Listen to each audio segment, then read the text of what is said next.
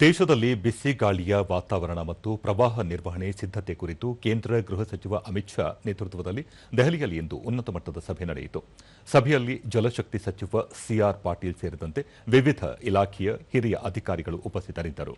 ಸಂಭವನೀಯ ಪ್ರವಾಹ ಮತ್ತು ಬಿಸಿ ಗಾಳಿಯ ಪರಿಸ್ಥಿತಿಯನ್ನು ಎದುರಿಸುವ ಕುರಿತಂತೆ ಕೈಗೊಳ್ಳಬೇಕಾದ ಕ್ರಮಗಳ ಕುರಿತು ವಿವಿಧ ಇಲಾಖೆಯ ಅಧಿಕಾರಿಗಳೊಂದಿಗೆ ಮಾಹಿತಿ ಪಡೆದರು. ಸುಧಾರಿತ ತಂತ್ರಜ್ಞಾನಗಳ ಮತ್ತು ನೈಜ ಸಮಯದ ದತ್ತಾಂಶ ಸಂಗ್ರಹಣೆ ಮೂಲಕ ಪ್ರವಾಹದ ಮುನ್ಸೂಚನೆ ಹಾಗೂ ಮುನ್ನೆಚ್ಚರಿಕೆ ಕ್ರಮಗಳನ್ನು ಬಲಪಡಿಸುವುದು, ವಿಶೇಷವಾಗಿ ಪ್ರವಾಹ ಮತ್ತು ಬಿಸಿಗಾಳಿಯ ಪರಿಸ್ಥಿತಿ ಎದುರಿಸಲು ಅಗತ್ಯ ಸನ್ನದ್ಧತೆ ಮಾಡಿಕೊಳ್ಳುವಂತೆ ಅಧಿಕಾರಿಗಳಿಗೆ ಸೂಚಿಸಲಾಗಿದೆ.